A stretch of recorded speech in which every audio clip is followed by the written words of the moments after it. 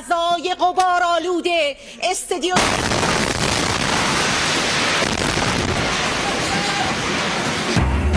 ইরানের রাষ্ট্রীয় টেলিভিশন ভবনে ইসরায়েলের হামলা, তেহরানের আকাশসীমা পূর্ণ নিয়ন্ত্রণে নেয়ার দাবি নেতানিয়াহু।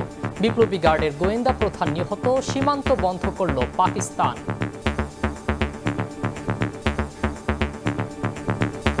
শান্তি ফেরাতে ব্যর্থ হলে দায় নেবে না যুক্তরাষ্ট্র।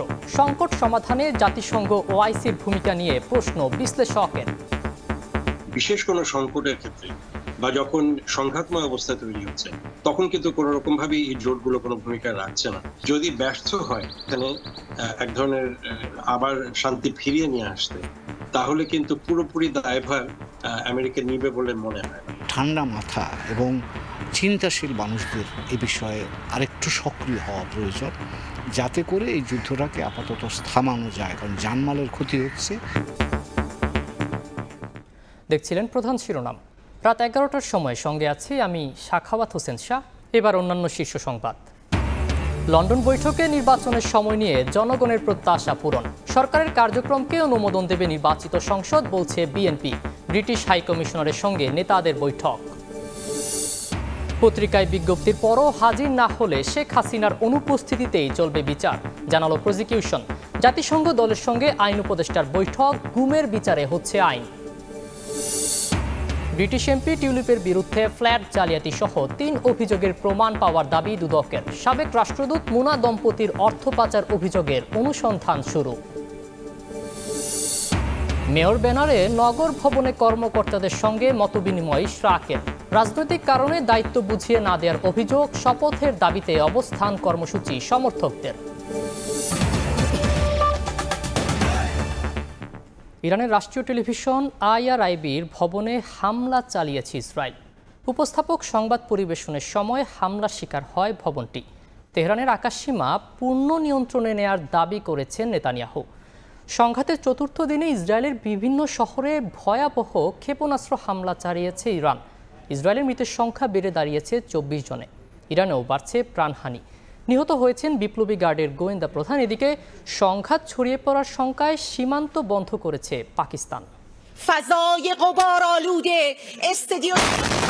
ইরানের রাষ্ট্রীয় সংবাদ মাধ্যম IRIBর সরাসরি সংবাদ প্রচারের সময় ভয়াবহ হামলা চালিয়েছে ইসরায়েল। বিস্ফোরণের শব্দে আতঙ্কিত হয়ে পড়েন সংবাদ উপস্থাপক। এর আগে ইসরায়েলের প্রতিরক্ষা মন্ত্রী ইসরায়েল কাটজ ইরানের রাষ্ট্রীয় টেলিভিশন চ্যানেল ও রেডিও ধ্বংস করে দেওয়ার হুমকি দেন। এর আগে ইসরায়েলের পাল্টা হামলায় নিহত হন IRGCর গোয়েন্দা প্রধান মোহাম্মদ কাজেমি, ডেপুটি জেনারেল হাসান মোহাক্কেক ও জ্যেষ্ঠ কর্মকর্তা মোহসেন বাঘেরি। ইসরায়েলের প্রধানমন্ত্রী বিনিয়ামিন নেতানিয়াহু দাবি করেছেন, তেহরানের সম্পূর্ণ আকাশসীমা বর্তমানে ইসরায়েলের সেনাবাহিনীর পূর্ণ নিয়ন্ত্রণে আছে। সোমবার তেলনভ বিমান ঘাঁটি পরিদর্শনের পর এ কথা জানান তিনি। এর মধ্যে সোমবার সন্ধ্যায় তেহরানের বিভিন্ন এলাকায় বিস্ফোরণের শব্দ শোনা গেছে। হোয়াইট হাউসের 2 শীর্ষ কর্মকর্তার বরাত দিয়ে বার্তা সংস্থা রয়টার্স জানায়, ইরানের সর্বোচ্চ ধর্মীয় নেতা আয়াতুল্লাহ আলী খামেনিকে ইসরায়েল হত্যার পরিকল্পনা করলেও তাতে ভেটো দিয়েছেন মার্কিন প্রেসিডেন্ট ডোনাল্ড ট্রাম্প। রাতের নিস্তব্ধতা ভেদ করে একের পর এক ক্ষেপণাস্ত্র ছুটে যায় ইসরায়েলের দিকে। জেরুজালেমে বেজে ওঠে সাইরেন। স্থানীয় সময় সোমবার ইসরায়েলে গেল কয়েকদিনের মধ্যে ভয়াবহ হামলা চালায় ইরান। তেল আবিব, হাইফা সহ বিভিন্ন জায়গায় ক্ষেপণাস্ত্র নিক্ষেপ করে ইরান। এতে হাইফায় ক্ষতিগ্রস্ত হয় তেল শোধনাগারের পাইপলাইন ও ট্রান্সমিশন লাইন। পেতা তিকভাতেও বহু ভবন ক্ষতিগ্রস্তের পাশাপাশি আহত অনেকে। ইসরায়েল ইরান বাড়তি উত্তেজনা ঘিরে ভিয়েনায় আন্তর্জাতিক পারমাণবিক সংস্থার জরুরি বৈঠকে সংস্থার প্রধান রাফায়েল গ্রোসি জানান, ইরানের নাতাঞ্জ ও ইস্পাহানের পরমাণু স্থাপনায় হামলায় তেজস্ক্রিয়তা ছড়িয়ে পড়ার শঙ্কা তৈরি হয়েছে। তবে এখনও পার্শ্ববর্তী এলাকায় তেজস্ক্রিয়তার মাত্রা স্বাভাবিক। ইস্পাহানে 4টি স্থাপনায় ক্ষয়ক্ষতি হয়েছে। এদিকে ইসরায়েলের হয়ে গুপ্তচর বৃত্তির অভিযোগে ইসমাইল ফিকরি নামের এক ব্যক্তির মৃত্যুদণ্ড কার্যকর করেছে ইরান। গত কয়েক সপ্তাহে দেশটিতে এ নিয়ে 3 জনের মৃত্যুদণ্ড কার্যকর করা হলো। উত্তেজনা সীমান্ত পেরিয়ে ছড়িয়ে পড়ায় ইরানের সঙ্গে সব সীমান্ত বন্ধ করেছে পাকিস্তান। বেলুচিস্তানের 5টি জেলা সীমান্ত পথ অনির্দিষ্টকালের জন্য বন্ধ ঘোষণা করা হয়। তবে বাণিজ্যিক কার্যক্রম চালু থাকবে বলে জানিয়েছে ইসলামাবাদ। মালিহা সুহরওয়ার্দী, সময় সংবাদ। ইসরায়েল ইরান সংঘাতকে নিজেদের শক্তি প্রদর্শনের ক্ষেত্র বানিয়েছে পরাশক্তি। শান্তি ফেরাতে ব্যর্থ হলে যুক্তরাষ্ট্র দায় নেবে না বলে মনে করছেন আন্তর্জাতিক সম্পর্ক বিশ্লেষকরা। সংঘাত থামাতে জাতিসংঘ ও আইসির মতো জোটের ভূমিকা নিয়ে প্রশ্ন তাদের। যুদ্ধ ছড়িয়ে পড়লে কেবল মধ্যপ্রাচ্য নয়, মাসুল গুনতে হবে গোটা বিশ্বকে। ইসরায়েল ইরান সংঘাতে মধ্যপ্রাচ্য জুড়ে অস্থিরতা। বিশ্লেষকরা বলছেন, যুদ্ধ ছড়িয়ে পড়লে মাসুল গুনতে হবে পুরো বিশ্বকেই। ইসরায়েলের হামলা ও ইরানের পাল্টা হামলায় তৈরি হওয়া যুদ্ধ পরিস্থিতিকে নিজেদের শক্তি প্রদর্শনের ক্ষেত্র বানিয়েছে পরাশক্তিরা। তবে যুদ্ধ খেলায় পরিস্থিতি নিয়ন্ত্রণের বাইরে গেলে যুক্তরাষ্ট্র তার দায় নেবে না বলে মনে করেন আন্তর্জাতিক সম্পর্ক বিশ্লেষক। ইরান যে পাল্টা আক্রমণ করছে, আমরা আন্তর্জাতিক গণমাধ্যমেও দেখছি যে সেখানে চীন এবং রাশিয়া তাদেরকে সশস্ত্রভাবে সহায়তা করছে, এরকম রিপোর্ট আসছে। এটা আনুষ্ঠানিকভাবে ঘোষণা না হলো, কাজে এখানে মার্কিন যুক্তরাষ্ট্র একদিকে, আরেকদিকে চীন এবং রাশিয়া, এদেরও একটা একে অপরের শক্তি প্রদর্শন এই ইরান এবং ইসরায়েলের যে সংঘাত সেটার মধ্যে দিয়ে। এ যুদ্ধ এখনই থামানো না গেলে হুমকির মুখে পড়বে তেল সরবরাহ, ব্যাহত হবে বিশ্ব বাণিজ্য, যার মাসুল গুনতে হবে গোটা বিশ্বকে। যদি হরমুজ প্রণালী বন্ধ হয়ে যায় তাহলে তেলের সাপ্লাই, বিশ্বব্যাপী তেলের সাপ্লাই কমে যাবে, তেলের দাম বেড়ে যাবে, গ্যাসের দাম বেড়ে যাবে, আমাদের মতো দেশগুলো ব্যাপকভাবে ক্ষতিগ্রস্ত হয়ে পড়ব। আমরা ওখান দিয়ে ব্যবসা বাণিজ্য, আমাদের রপ্তানি বাণিজ্য চলে ওখান দিয়ে, সেটা বন্ধ হয়ে যাওয়ার একটা আশঙ্কা তৈরি হবে। মধ্যপ্রাচ্যে আমাদের লক্ষ লক্ষ মানুষ কাজ করে, তাদের চাকরি বাকরি ব্যাহত বা ক্ষতিগ্রস্ত হওয়ার আশঙ্কা তৈরি হবে। সংকটে জাতিসংঘ বা ওআইসির মতো আন্তর্জাতিক বা আঞ্চলিক জোটগুলোও কোনো কাজে আসছে না। আলোচনার টেবিলকেই একমাত্র ভরসা মানছেন কূটনীতিকরা। 2003 সালে মার্কিনীদের ইরাক আক্রমণের পর থেকেই অস্থিতিশীল মধ্যপ্রাচ্য। শান্তি ফেরাতে ঐক্য পুনরুদ্ধারকেই একমাত্র সমাধান হিসেবে দেখছেন বিশ্লেষকরা। জুম্মান সাদিক, জ্যাভলিন, সময় সংবাদ, ঢাকা। অন্য প্রসঙ্গ, অন্তর্বর্তী সরকারের কার্যক্রমকে অনুমোদন দেবে নির্বাচিত সংসদ, এমন মন্তব্য করেছেন বিএনপির স্থায়ী কমিটির সদস্য সালাউদ্দিন আহমদ। তিনি বলেন, ফেব্রুয়ারিতে নির্বাচনের সিদ্ধান্ত বাস্তবায়নে ইসিকে দ্রুত বার্তা দিতে হবে সরকারকে। এদিকে লন্ডন থেকে ফিরে বিএনপির স্থায়ী কমিটির আরেক সদস্য আমির খসরু মাহমুদ চৌধুরী বলেছেন, নির্বাচন ইস্যুতে জনগণের প্রত্যাশা পূরণ হয়েছে। নির্বাচন সংস্কার বিচার সহ নানা বিষয়ে সম্প্রতি লন্ডনে বৈঠক করেন প্রধান উপদেষ্টা ডক্টর মোহাম্মদ ইউনূস ও বিএনপির ভারপ্রাপ্ত চেয়ারম্যান তারেক রহমান। দেশের চলমান সংকট উত্তরণে এ বৈঠককে টার্নিং পয়েন্ট বলছেন প্রায় সব মহলেই।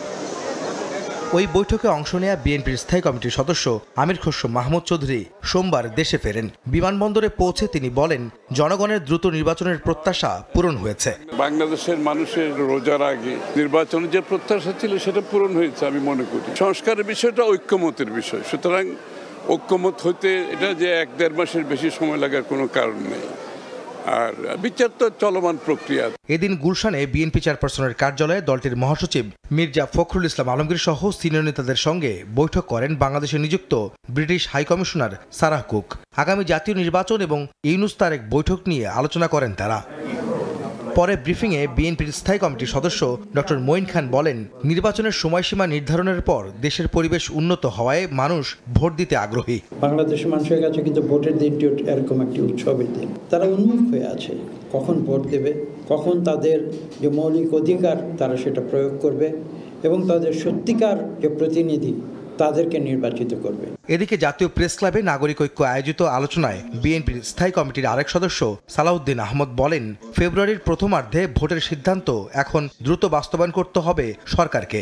লন্ডনের বৈঠকে বর্তমান সরকারের দায়মুক্তি নিয়ে কোনো আলোচনা না হলেও সরকারের কার্যক্রমকে নির্বাচিত সংসদ অনুমোদন দেবে। কারো দায়মুক্তির বিষয়ে আমাদের কোনো আলোচনার প্রসঙ্গ ছিল না। কনস্টিটিউশনালি আপনাদের এই সরকারের রেটিফিকেশন লাগবে ইন দ্য নেক্সট পার্লামেন্ট, এটাও আপনারা মাথায় রাখবেন।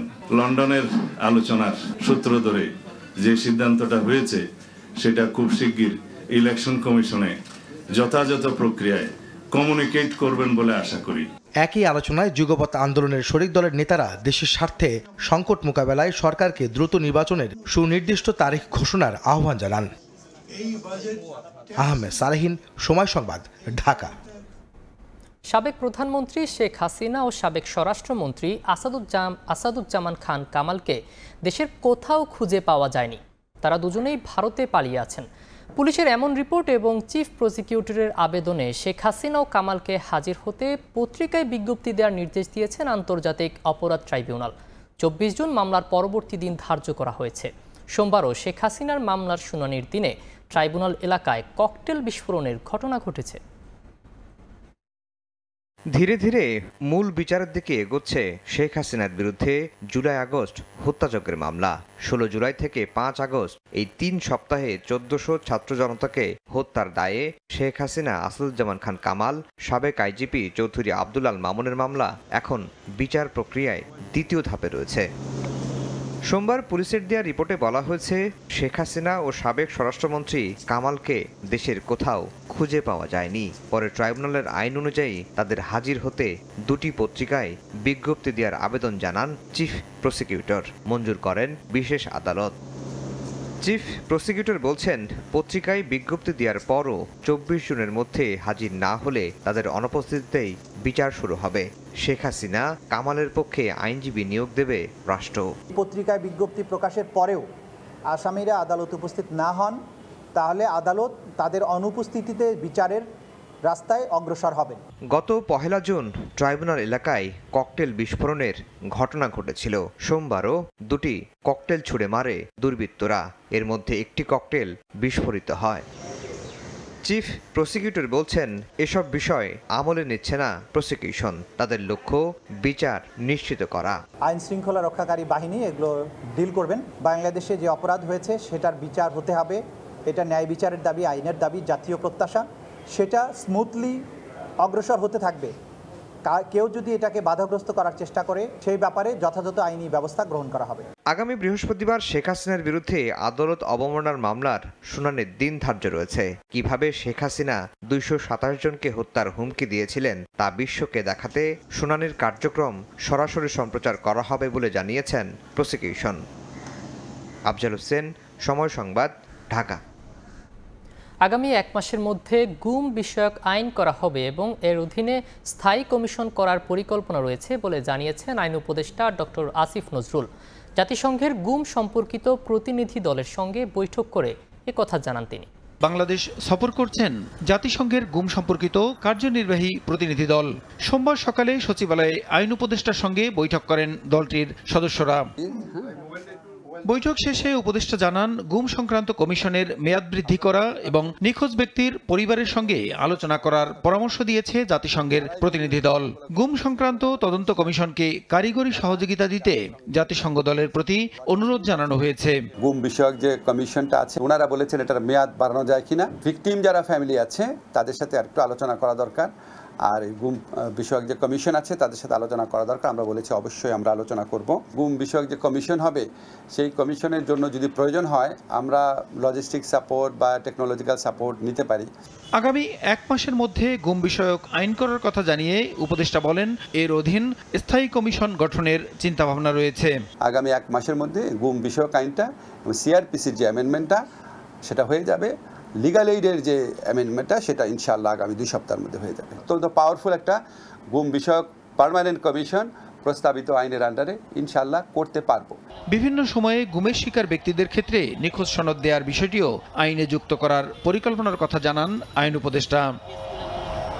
প্রসূন আশিস, সময় সংবাদ, ঢাকা।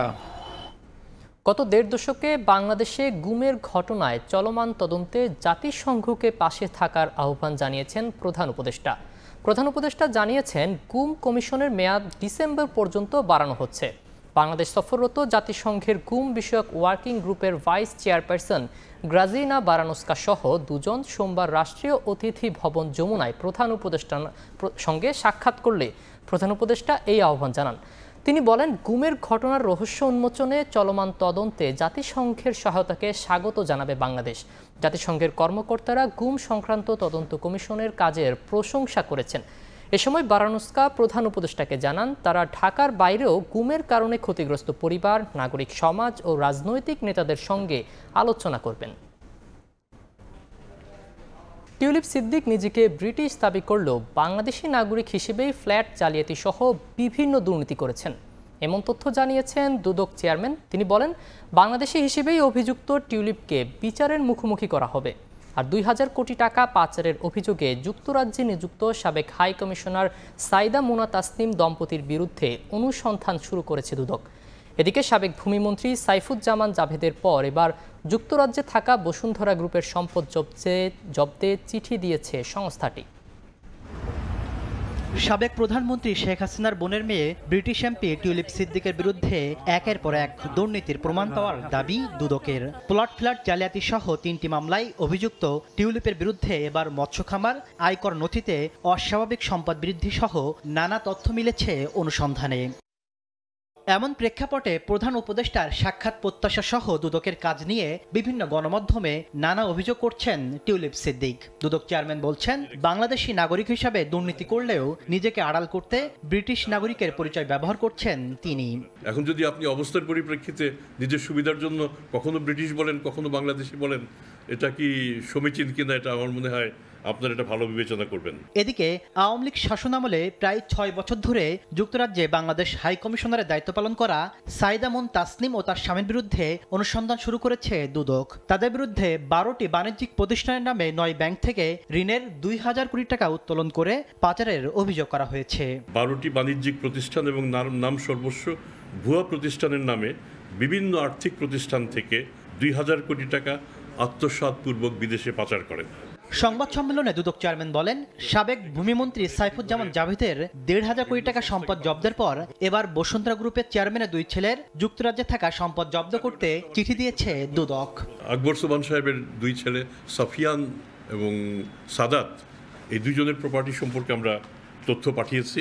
এদিন দুদকের আবেদনে দুর্নীতি ও অর্থ পাচারের অভিযোগে বিদেশে থাকা সাকিব আল হাসান সহ 15 জনের বিরুদ্ধে দেশ ত্যাগে নিষেধাজ্ঞা দিয়েছেন আদালত। তাসলিম তৌহিদ, সময় সংবাদ, ঢাকা। সরকারি চাকরি সংশোধন অধ্যাদেশ বাতিলের দাবিতে আবারও আন্দোলনে ফিরছেন কর্মকর্তা কর্মচারীরা। দাবি আদায়ে সচিবালয়ে বিক্ষোভ করছেন তারা। কাল ডাক দিয়েছেন বড় জমায়েতের। আইন উপদেষ্টা জানান, অধ্যাদেশটি পুনর্বিবেচনার সুযোগ রয়েছে। সরকারি চাকরি সংশোধন অধ্যাদেশ বাতিলের দাবিতে আন্দোলন করে আসছেন সরকারি কর্মকর্তা কর্মচারীরা। ঈদের ছুটির পর সচিবালয়ে ফের বিক্ষোভ করেছেন তারা। সোমবার বেলা 11টার দিকে দপ্তর ছেড়ে জনপ্রশাসন ভবনের নিচে সমবেত হয়ে বিক্ষোভ শুরু করেন তারা। অধ্যাদেশ বাতিলের দাবিতে দেন স্লোগান। এ সময় ঐক্যফ্রমের নেতাকর্মীরা বলেন, অধ্যাদেশটি বাতিল না করলে সারা দেশে একযোগে শুরু হবে আন্দোলন। কর্তৃপক্ষের নিকট আমার কথা থাকবে, আপনারা কোনো তালবাহানা না করে, কোনো সংশোধনী এই বংশ আলাপ না করে সরাসরি এই আইনটা প্রত্যাহার করার পদক্ষেপ গ্রহণ করবেন। আমরা শুধু দেখতে চাই এই অধ্যাদেশ বাতিল হয়েছে। আমরা কিন্তু এখনো গেট বন্ধ করার হুমকি দেয়নি। যদি আমাদেরকে আগুনে জ্বালিয়ে আপনারা খেলা করতে চান, আমরা এমন খেলা খেলবো আপনারা ঘরে ঢুকতে পারবেন না। পরে মিছিল নিয়ে গৃহায়ন ও গণপূর্ত উপদেষ্টাকে স্মারকলিপি দেন আন্দোলনকারীরা। এর আগে আইন উপদেষ্টা জানান, সরকারি চাকরি অধ্যাদেশ পুনর্বিবেচনার সুযোগ রয়েছে। সরকারি কর্মচারী যে আইন আছে, এখানে অবশ্যই পুনর্বিবেচনার অবকাশ রয়েছে। আমরা মিটিংয়ে বসে আমাদের সরকারি কর্মচারী ভাইরা আমাদের যে দাবিগুলো দিয়েছিল, কাগজগুলো আমার কাছে আছে, সেগুলি আমরা কি বিবেচনা করব, কিভাবে করব, সেটা ঠিক করব। ঠিক করার পর ইনশাআল্লাহ যত তাড়াতাড়ি সম্ভব আমরা একটা রিপোর্ট উপদেষ্টা পরিষদের মিটিংয়ে তুলব। দাবি না মানলে কঠোর কর্মসূচির ঘোষণা সরকারি কর্মকর্তা কর্মচারীদের। প্রসূন আশিস, সময় সংবাদ, ঢাকা। একদিকে মেয়র পরিচয়ে ব্যানার টানিয়ে কর্মকর্তাদের সঙ্গে মতবিনিময় বিএনপি নেতা ইশরাক হোসেনের, আরেকদিকে শপথ পড়ানোর দাবিতে নগর ভবনে তার সমর্থকদের অবস্থান কর্মসূচি। এমনই বিরল পরিস্থিতির সাক্ষী হলো ঢাকা দক্ষিণ সিটি। ইশরাকের অভিযোগ, রাজনৈতিক কারণেই তাকে মেয়রের দায়িত্ব বুঝিয়ে দেওয়া হচ্ছে না। শপথ ছাড়াই মেয়রের আসনে বিএনপি নেতা ইশরাক হোসেন সিক্ত হলেন। ফুলের শুভেচ্ছায় গ্রহণ করেন সম্মাননা ক্রেস্ট। সোমবার সকালে মেয়র পরিচয় দেয়া ব্যানারে ঢাকা দক্ষিণ সিটি নগর ভবনের কর্মকর্তাদের সঙ্গে মত বিনিময় সভায় অংশ নেন তিনি। জরুরি সেবার পাশাপাশি পরিচ্ছন্নতা কার্যক্রম চালু রাখতে বলেন ইশরাক হোসেন। প্রত্যেকটি ওয়ার্ডে যারা ওয়ার্ড সচিবরা রয়েছেন, সেখানে ওয়ার্ড কমিশনের কার্যালয় রয়েছে। সেই কার্যালয়গুলোতে জন্ম নিবন্ধন, মৃত্যু সার্টিফিকেট ওয়ারিশ সার্টিফিকেট, নাগরিক সার্টিফিকেট, এই আবেদনগুলো ওয়ার্ড কার্যালয়ে ওয়ার্ড সচিবদের মাধ্যমে জমা নেওয়া হবে এবং পরবর্তীতে সেগুলোকে প্রক্রিয়া করে তাদেরকে দেওয়া হবে। মেয়রের বৈধতা নিয়ে সাংবাদিকদের প্রশ্নের জবাবে ইশরাক হোসেন দাবি করেন, রাজনৈতিক কারণেই তাকে দায়িত্ব বুঝিয়ে দেওয়া হচ্ছে না। সুপ্রিম কোর্টের আপিল বিভাগ কর্তৃক যখন আমার যে মেয়রের গ্যাজেটকে চ্যালেঞ্জ করে যে রিট করা হয়েছিল, সেটিকে যখন নিষ্পত্তি করে গ্যাজেটটিকে বহাল রাখা হয়েছে, সেই মুহূর্তে থেকে সেই প্রশাসক অবৈধ হয়ে গিয়েছে। ডেঙ্গু মোকাবিলায় 70টি ওয়ার্ডের প্রতিনিধির সঙ্গে মতবিনিময় করেন ইশরাক হোসেন। মঙ্গলবারও জরুরি পরিষেবা নিয়ে আলোচনা করবেন তিনি। বুধবার বসবেন স্বাস্থ্য বিভাগের কর্মকর্তাদের সঙ্গে। এদিকে ইশরাক হোসেনকে মেয়রের শপথ পড়ানোর দাবিতে নগর ভবনের সামনে সোমবারও অবস্থান নেন তার অনুসারীরা। বিষয়টির সুরাহা না হওয়া পর্যন্ত কর্মসূচি চলবে বলে জানান তারা। রৌনক নিয়ন্তা, সময় সংবাদ, ঢাকা।